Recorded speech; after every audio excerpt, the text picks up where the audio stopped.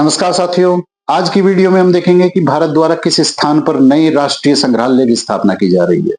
राष्ट्रीय पांडुलिपि मिशन की घोषित नई योजना कौन सी है? हिंद महासागर क्षेत्र में भारत द्वारा किस जहाज की तैनाती की जा रही है और क्यों की जा रही है? विश्व टीबी दिवस यानी विश्व क्षय रोग दिवस के अवसर पर जानेंगे कि भारत का टीबी उन्मूलन लक्ष्य वर्ष कौन सा है। साथ ही ये भी समझेंगे कि प्रधानमंत्री नरेंद्र मोदी का 15 सूत्री कार्यक्रम किस वर्ग के कल्याण के लिए पूरे देश में लागू किया गया है। इसके अलावा भूमि प्रबंधन पर होने वाली अपनी तरह की पहली अंतर्राष्ट्रीय कार्यशाला पर भी संज्ञान लेंगे और साथ ही सिंगापुर समुद्री वीक तथा इस्पात मंत्रालय की PLI 1.1 योजना के विषय में भी जानकारी प्राप्त करेंगे। नमस्कार दोस्तों, मैं नवीन लाटियान आप सभी का करंट अपडेशन के इस नए सेशन में हार्दिक स्वागत करता हूं। आइए एक एक करके सारी घटनाओं का संज्ञान लेते हैं। युगे युगीन भारत राष्ट्रीय संग्रहालय की स्थापना की घोषणा 24 मार्च 2025 को की गई। इसे किस स्थान पर स्थापित किया जा रहा है? आपके विकल्प हैं दिल्ली, देहरादून, भोपाल या फिर अहमदाबाद। दिल्ली इसका सही आंसर है।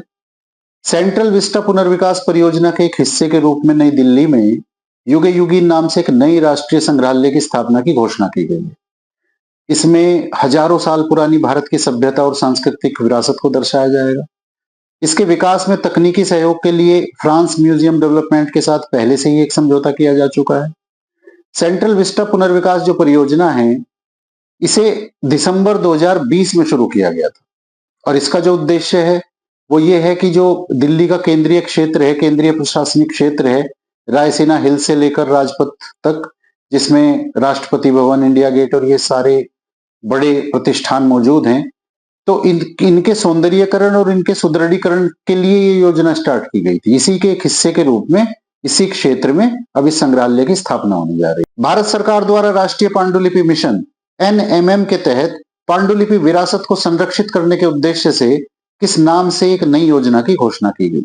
आपके विकल्प हैं संपदा मिशन, विरासत मिशन, ज्ञान भारतम मिशन या धरोहर मिशन। सी यानी ज्ञान भारतम मिशन हमारा सही आंसर होगा। भारत सरकार द्वारा देश की समृद्ध पांडुलिपि विरासत को संरक्षित यानी सिक्योर, प्रलेखित यानी डॉक्यूमेंटेशन और प्रसारित यानी एक्सपेंडेड करने के उद्देश्य से राष्ट्रीय पांडुलिपि मिशन के अंतर्गत ज्ञान भारतम नाम से इस नई योजना की शुरुआत की गई है।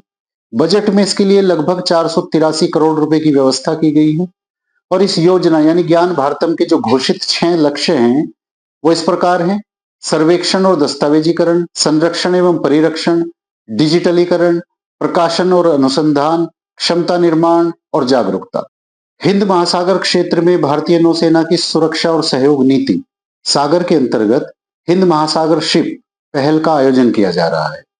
इसके अंतर्गत किस भारतीय जहाज को 9 मित्र देशों के संयुक्त चालक दल के साथ हिंद महासागर क्षेत्र में तैनात करने संबंधी घोषणा 24 मार्च 2025 को की गई? आपके विकल्प हैं INS सुनन्या, INS प्रहार, INS कावेरी या INS त्रिशूल। INS सुनन्या हमारा सही आंसर होगा।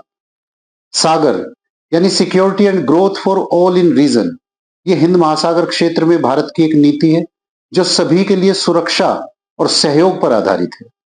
इसकी घोषणा वर्ष 2015 में प्रधानमंत्री मोदी के मॉरिशस दौरे के दौरान की गई थी। इस इनिशिएटिव को 10 वर्ष पूरे हो गए हैं और इसी उपलक्ष्य में INS सुनन्या को दक्षिण पश्चिमी हिंद महासागर क्षेत्र में 9 मित्र देशों के संयुक्त चालक दल के साथ तैनात किया गया है। इन 9 मित्र देशों को अगर देखें तो इनमें कोमोरोस एक देश है, Kenya, Madagascar, Maldives, Mauritius, Mozambique, सेशल, Sri Lanka और दक्षिण अफ्रीका शामिल है। विश्व क्षय रोग यानी टीबी दिवस 24 मार्च को मनाया गया। भारत द्वारा किस वर्ष तक टीबी यानी ट्यूबरकुलोसिस के उन्मूलन का लक्ष्य रखा गया है? आपके विकल्प हैं 2025, 2030, 2035 या 2040। 2025 हमारा सही आंसर है। जी हाँ, 2025 यानी इसी वर्ष तक भारत द्वारा टीबी के उन्मूलन का लक्ष्य रखा गया है। इसके लिए सरकार प्रयासरत है। सरकार द्वारा हाल ही में 100 दिवसीय टीबी मुक्त भारत अभियान का संचालन किया गया और इसके तहत 13 करोड़ से अधिक लोगों की जांच कर 7 लाख लोगों को इस बीमारी के अगेंस्ट चिन्हित किया गया। उनका इलाज जारी है। भारत द्वारा वर्ष 1982 से प्रतिवर्ष टीबी दिवस मनाया जाता रहा है। संयुक्त राष्ट्र का जो टीबी उन्मूलन लक्ष्य वर्ष है वो है वर्ष 2030। टीबी दिवस की जहां तक बात है तो वर्ष 1982 में डॉक्टर रॉबर्ट कोच द्वारा टीबी बीमारी के लिए जिम्मेदार जीवाणु की खोज किए जाने की याद के प्रतीक के रूप में प्रतिवर्ष टीबी दिवस को मनाया जाता है। किस वर्ग के कल्याण के लिए प्रधानमंत्री का 15 सूत्री कार्यक्रम देश भर में एक व्यापक कार्यक्रम के रूप में 24 मार्च 2025 को लागू किया गया? आपके विकल्प हैं महिला, अल्पसंख्यक, आदिवासी या वरिष्ठ नागरिक। अल्पसंख्यक हमारा सही आंसर है। देश भर में केंद्र और राज्य स्तर पर जितनी भी अल्पसंख्यकों के लिए योजनाएं चल रही हैं, उनकी दक्षता बढ़ाने और उनमें पारदर्शिता बढ़ाने के उद्देश्य से ये 15 सूत्री कार्यक्रम लॉन्च किया गया है। इसका उद्देश्य यही है कि जितनी भी योजनाएं संचालन में है वो अपनी पूरी क्षमता के साथ कार्य करें और पूरी निष्पक्षता के साथ इसका लाभ वंचित वर्ग के हर एक व्यक्ति तक पहुंचे।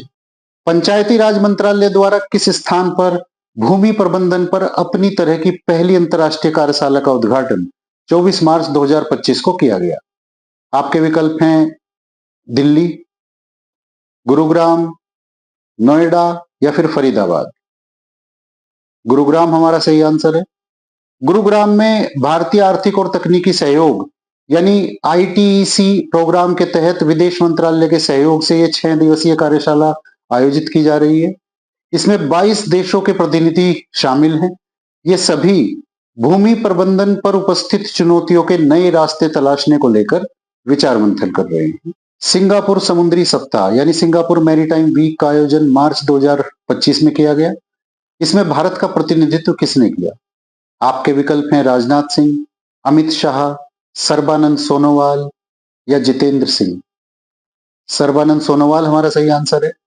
केंद्रीय बंदरगाह, नौवहन एवं जलमार्ग मंत्री सर्बानंद सोनोवाल ने सिंगापुर मैरीटाइम वीक में वैश्विक नेताओं के साथ सुरक्षित, टिकाऊ एवं समृद्ध समुद्री भविष्य के लिए एक साझा दृष्टिकोण के आधार पर हुई रणनीतिक चर्चा में हिस्सा लिया और देखा कि किस तरह से आपसी सहयोग के माध्यम से समुद्री व्यापार सहित समुद्री सुरक्षा को भी प्राथमिकता देते हुए आपसी हितों को बढ़ावा दिया जाए। इस्पात मंत्रालय ने 24 मार्च 2025 को PLI 1.1 योजना के अंतर्गत विभिन्न समझौता ज्ञापनों पर हस्ताक्षर किए। इसका संबंध किससे है? आपके विकल्प हैं इस्पात उत्पादन में वृद्धि करना, विशेष इस्पात उत्पादन में वृद्धि करना, इस्पात निर्यात में वृद्धि करना या विदेश में इकाई स्थापित करना। बी यानी विशेष इस्पात उत्पादन में वृद्धि करना हमारा सही आंसर होगा।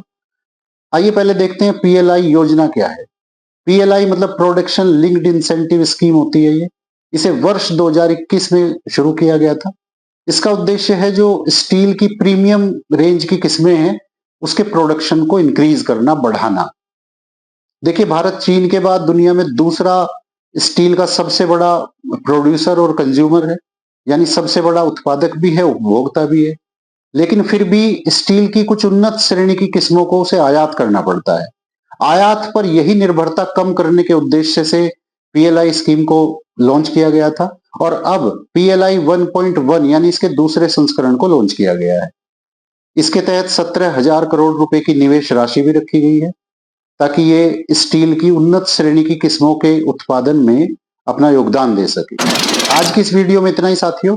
जिन लोगों ने अभी तक चैनल को सब्सक्राइब नहीं किया है उनसे प्रार्थना है कि वो चैनल को सब्सक्राइब करें। जेन्युइनली अगर आपको हमारा प्रयास सार्थक लग रहा हो तो हमारी वीडियो को लाइक भी करें और कुछ जरूरतमंद और तैयारी करने वाले बच्चों तक पहुंचने में हम लोगों का सहयोग करें। मैं नवीन लाटियान आप लोगों से इस वीडियो के लिए विदा लेता हूं। मिलते हैं कल एक नई वीडियो कुछ नए संदर्भों के साथ। नमस्कार।